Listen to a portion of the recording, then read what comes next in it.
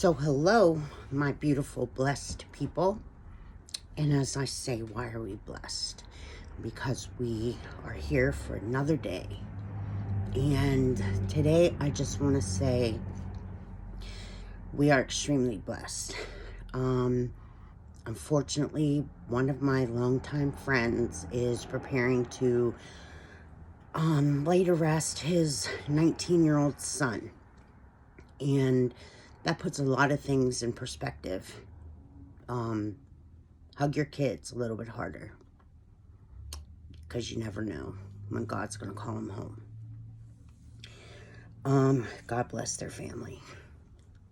Well, my producer told me that people don't watch videos if they're more than 10 minutes long. So I'm going to do a 10-minute video, because my last one was an hour. And I'm going to do a 10-minute makeup. They say if people over 50 should only be doing 10 minutes makeup. And today I'm going to talk about bipolar disorder in 10 minutes. Okay, here's the nitty-gritty, the chemical breakdown. There are two neurotransmitters to your brain that may play a role in bipolar disorder, okay? Dopamine handles your thoughts and emotions, and also the movements. So when it falls down, gets low, it decreases your motivation and your body movements decrease. So you're really sluggish and stuff. But then an increase of dopamine, of course, does the opposite, which would be when you're in a mania. And then there's serotonin. And serotonin is the chemical that's released in your brain by nerve cells. All right? It's a messenger to,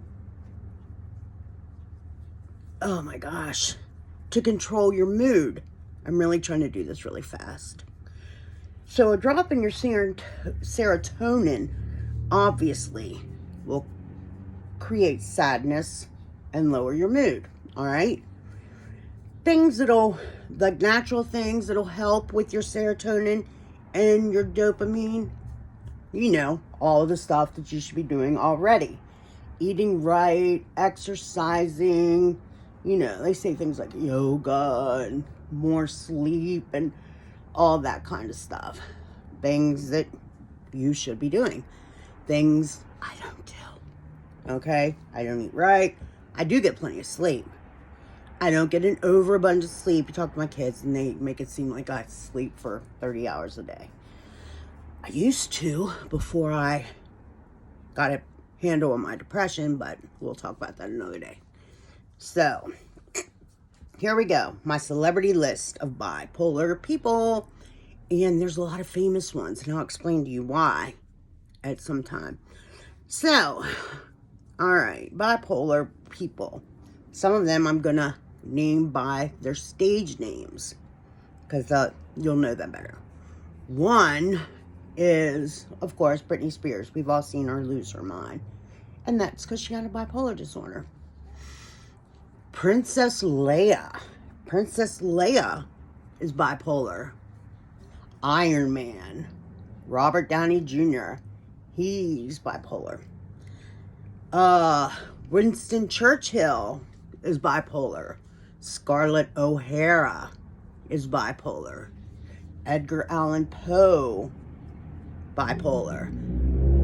Van Gogh, the artist, bipolar. Mariah Carey, Frank Sinatra, Patty Duke. And she played those two cousins. Isn't that ironic? She had two personalities. Bipolar, two personalities. Frank Sinatra, Kanye West. Let's see. Who else? Kurt Cobain, who killed himself. He couldn't handle it. That's about all I really know right now. So, people will say, oh, she must be bipolar, because somebody freaks out in the grocery store, or, you know, just snaps around you. And I hate that. I hate that. She must be bipolar. She must be bipolar. No. Being bipolar is not a roller coaster ride of emotions, you know? It's not like we just snap and that means you're bipolar. You know, one of the emotional mood episodes that we can have, you know, it can last up to 3 months. Your depression can last up to 3 months. And even some people have what's called mixed features specifiers. The mixed episodes, I mean, imagine being ramped up and just full of energy and hating yourself and sad at the same time. I mean, I can't even explain what that would actually be like. I mean, like being go, go, go, go, go, go, go, but you know, at the same time, and then feeling like, oh my gosh. I mean, the suicide rate is so high for people that feel that way because they don't know which way to go. You know, they're completely out there. So, I mean, honestly, getting diagnosed is such a relief for people that are bipolar because it's an explanation of why, you know, you're feeling that way. Now, they say about 3% of the population is bipolar, that they suffer from bipolar disorder. Now, you know, bipolar disease is just a part of bipolar. Bipolar disorder is something different, but they say, you know, I don't know how they figure that out, where they say 3.7% could be undiagnosed. You know, I don't know how they do that. How they, you know, say it's this many, but this many are undiagnosed. I don't know how that happens. But, you know, a lot of symptoms aren't extreme enough to get diagnosed. And, you know, they say the symptoms aren't enough. They don't go through the mania depression hard enough to go seek the doctor's help. Because most of the time they only seek help when they're really depressed. And they don't realize the mania enough to think, you know, oh, I should get help for this. They just think like, oh, I got energy. You know, I cleaned my kitchen. I cleaned the bathroom.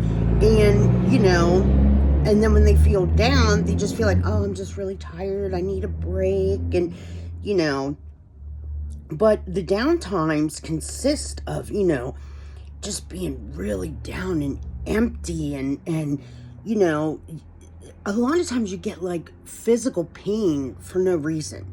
You get like pains in your joints and the emptiness that you feel. And the best way that I explained my emptiness and loneliness was I felt like I could be in a crowd, but I felt alone, you know? I mean, and that was such a weird feeling for me. Like I could be somewhere and I felt absolutely alone. And, you know, I could partake and, you know, talk to people and be absolutely okay. But I just felt absolutely alone. You know, I mean, and I had a house full of 5 boys. And, I mean, I'd be in my room and just be like, this doesn't make sense that I feel alone with all my children there. This makes absolute sense. You know, I'd have trouble concentrating. I just felt so fatigued. I wasn't into anything. I wasn't into TV. I mean, people just, you know, I mean, people lose all interest. They lose interest in sex. They lose interest in, I mean, absolutely everything. And then your partners are affected because they think like, oh, they don't want me anymore. You know, I mean, and this can spiral into terrible stuff. See, the depressive side, it usually lasts 3 to 4 times longer than the mania. Most bipolar people love their mania. I mean, mania is the greatest thing in the world. But the depressive side can really play a toll on things. Like I said, you know, when the partners start feeling like you know, like they don't want me anymore, well, guess what that can lead into? An affair. You know, so, you know, and it can be like, oh, you need to get help, da, da, da, da. And, you know, the depressed person is like, what do I need to get help for? I'm just a little tired, I'm overwhelmed, you know, please deal with the children, la, la, la, la.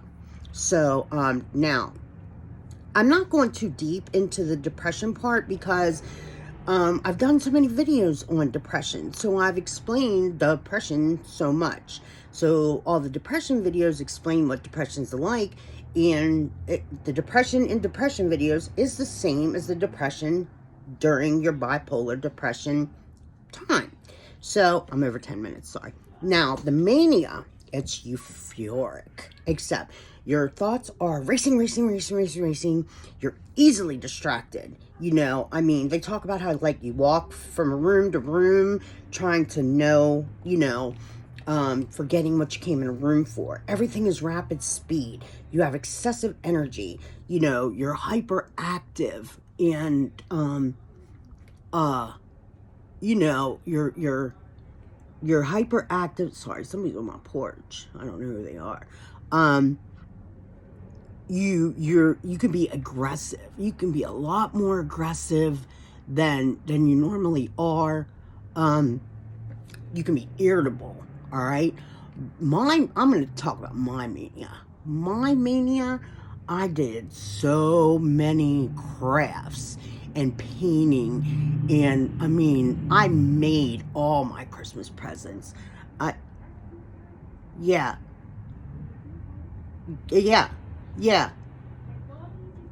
Yes. I'm sorry, people were on my porch. And I mean, I was so artistic. And the common thing is that you know, like, there's so many, the public, now see, those people got me distracted. I'm so sorry. There are people that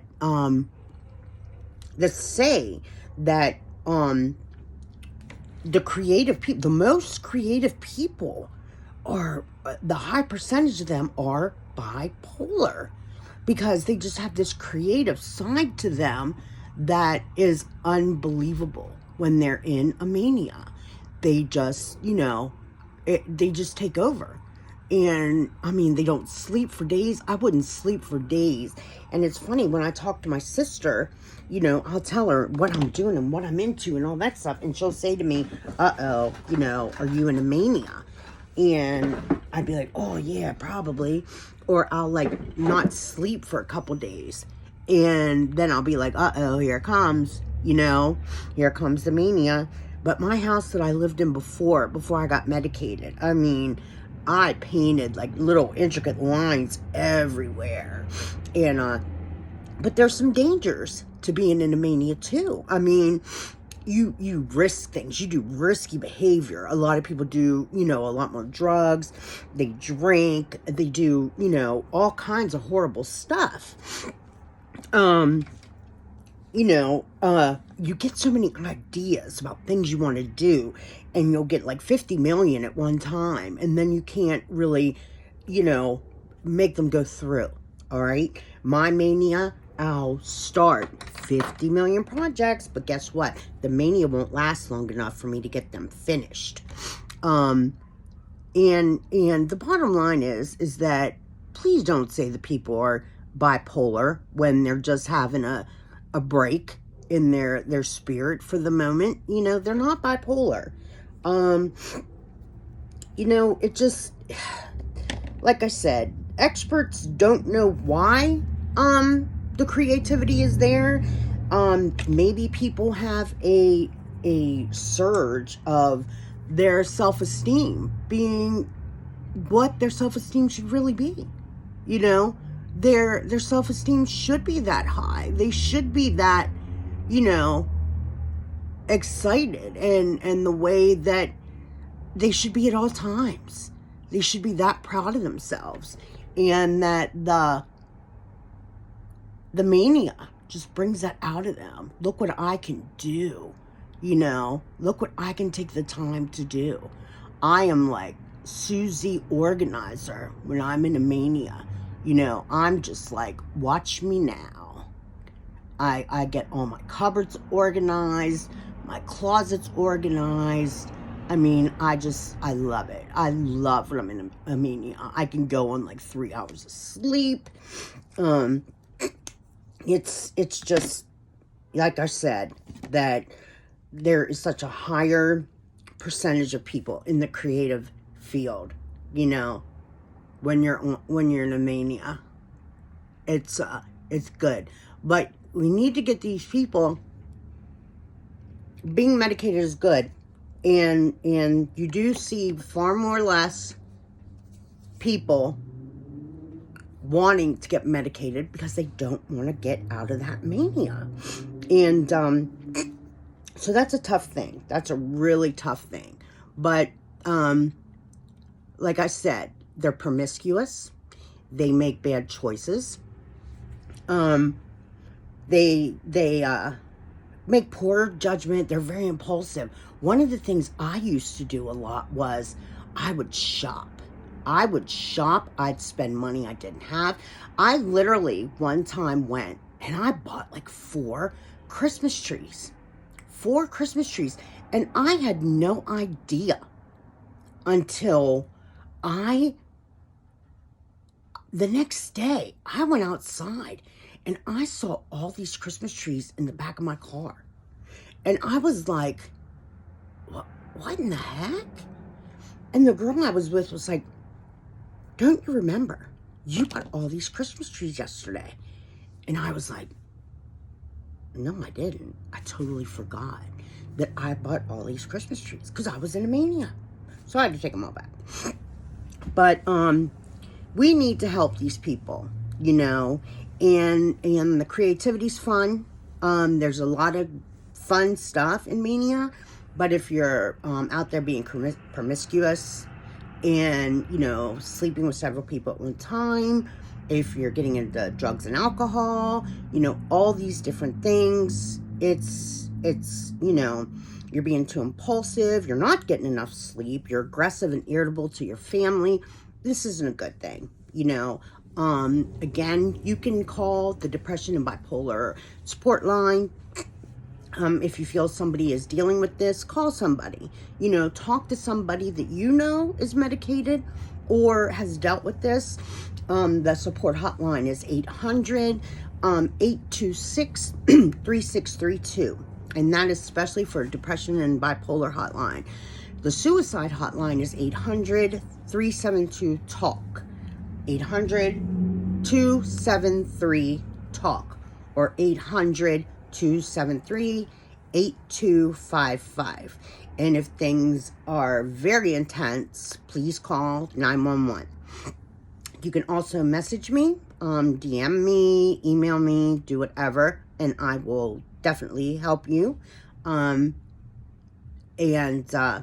just putting it out there. I deal with bipolar disorder. It took me a long time to get diagnosed. A lot of doctors won't just slap that on you. Children will not be diagnosed with bipolar disorder. They don't do that. Even if you can see it, that they are bipolar, they will not diagnose them with bipolar disorder, which is probably a good thing. You don't want kids amped up with pills and stuff. So, I hope I made you understand a little bit. Depression, bipolar depression is basically the same thing as regular depression, but you have the mania with it, which makes it bipolar disorder. So, any questions, feel free, put them in the comments. I'd appreciate it if you would like and subscribe. That gets my videos out to more people. And the more people, the more conversation. And the more people I can help, the more people you can help. And that's it. I made it to the 20-minute mark. So, thanks everybody for listening and and being out there. God bless you all, and peace. Bye.